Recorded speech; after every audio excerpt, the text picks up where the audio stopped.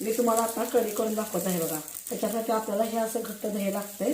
हे दही आता आपण असं बिस्किट ओतूया आणि त्याचं आपण त्यात थोडंसं पाणी घालूया आणि ते आता रवीनं ढवळून घेऊया. आता हे रवीनं असं घुसवून घ्यायचं, असं पूर्ण पातळ करून घ्यायचं असं. आता मंडळी ह्यात मी थोडंसं जोंधळ्याची पुडी घातली 2 चमचे. ते असं पाण्यात कालवून घेतलंय. ते आता आपण ह्या ताकात घालूया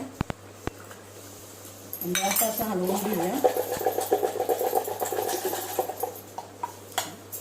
आणि आता ह्यात 1 चमचा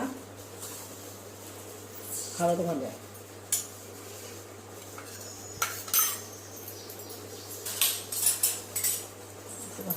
असं हलवून घ्यायचं. आता आपण फोडणी देऊया. फोडणीसाठी असा आपण ठेचलेला लसूण घ्यायचा, कढीपत्ता घ्यायचा आणि जिरे मोहरी.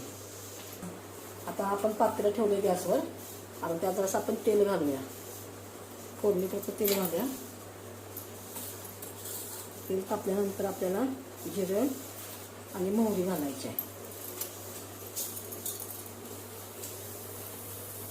जिरे मोहरी आता आपली तडतडल्या मंडळी.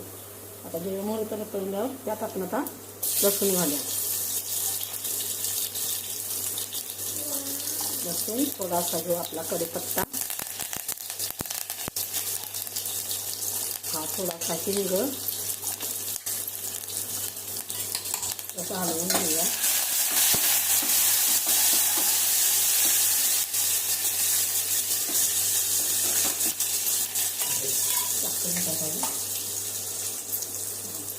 आणि थोडीशी मंडळी त्यात आपण साखर घालून घेऊ.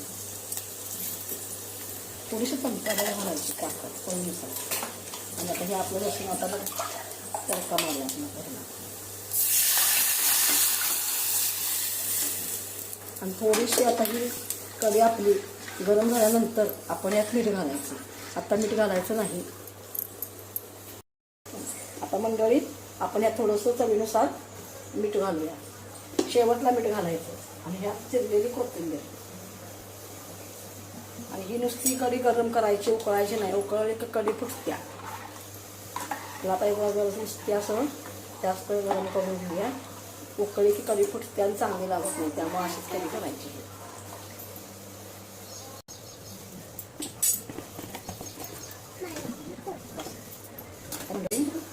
त्यात आपण रेसिपी आता आपण वाटी घेऊया.